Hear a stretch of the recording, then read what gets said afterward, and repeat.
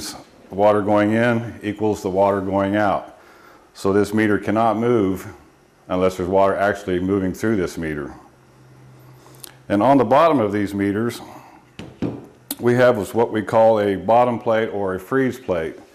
And what this is if this meter is exposed to extreme temperatures below freezing, this plate will rupture as ice accumulates inside the meter itself, and will release the ice or water when it thaws out to keep it from actually cracking the bronze or the brass meter itself. Attached to this, we are now using what we call touchpad technology, which the meter readers now, all they have to do is they have a reading gun, which all they have to do is tap to this probe right here, which they can collect the meter information as far as the reading on the meter and the customer ID, or the ID which you see painted here on the front of the meter itself. We keep all records of maintenance and testing of these meters down here at Water Distribution. This here is a programmer that we use to program that information as far as the meter number into the meter. By touching the pad here, we can program this meter for the customer ID. Also inside of these meters, there's also a screen which will filter out or block out larger pieces that may come off the water mains. Also will keep the chamber from locking up. The most problems that we have with these are that the inside of this, there's a disc.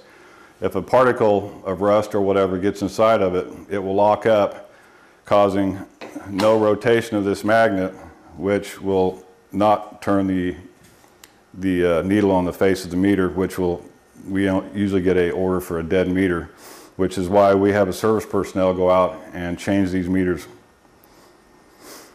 Also, this is a new technology. This is the old style, which you might see on your houses. If you have a meter inside the house, you will see a box like this mounted on the side of the house. And this is also how they read the meter, which is located inside. The newer style, which goes with this probe, is a little button here that they can touch with their reader guns to collect that information off your water meter. This is mounted inside a meter pit lid, which this top part is the only thing exposed. And all they have to do is tap that button on the top of the face to record that information. Over here, we have a water meter test bench. What I can do is I can test any size meter from 5/8 to 2 inch. I can test from 6 5/8 or 3/4 inch meters, or 3 1-inch meters, or 3 1.5 or 2 inch meters. What this does is I use the American Water Works Association standards for flow testing 3 different tests on a water meter. We have a low test, an intermediate test, and a high flow test. Each size meter has its own requirements for each of the tests as far as gallons per minute flow, which is adjusted by using the water and this gauge. The water passing through that meter will go into a large tank or a small tank, depending on which flow test that I do.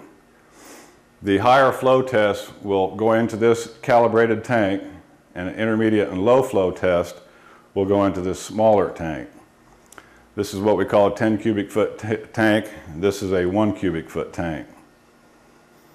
We can record how much water will flow through a meter doing a 10 cubic foot test and a 1 cubic foot test, which we do twice. By recording the information off of the face of the meter will tell us what the percentage is. Most of the time that we do tests are for as I had stated before, dead meters that go bad or they stop functioning correctly, they will bring them into the shop and I will tear them down and rebuild them and then retest these meters. Also, we will retest meters for the customers if they have a question as far as the readings on their meter. If they do not believe that the readings are correct, we will do meter tests for, I believe they charge $25, which is reimbursable if the meter is not working correctly.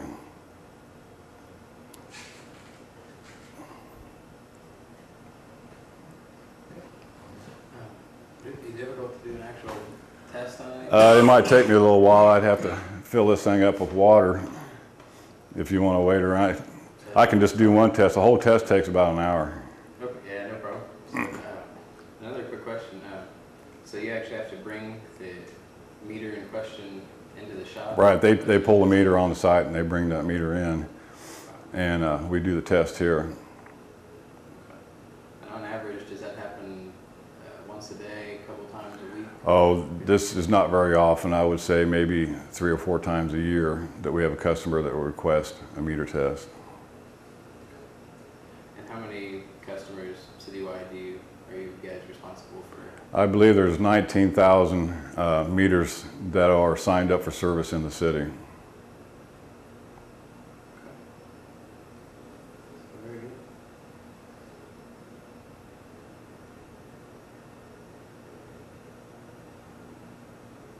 How many of those do you do a year, Mike?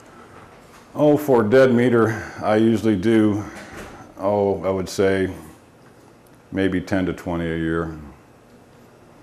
At this time, we're putting in all new meters and exchanging and removing the older meters. So we're concentrating mostly on putting in new meters. So all 19,000? Eventually that will happen, but not all at once. Wow. So how long of a process do you think that'll take? A couple years maybe? Oh, it'll take several years. It's never ending. I mean, as you get done, this cycle It just keeps going and going.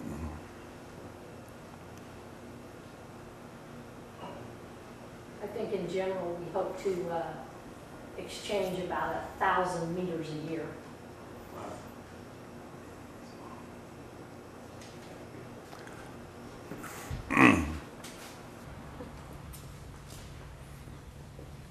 My name is Greg Griswold, a water service foreman for the city of Salina. And I'm just going to demonstrate a water tap and talk a little bit about the services that we do for the city. This is typically a 6-inch piece of pipe. This is C900 or PVC.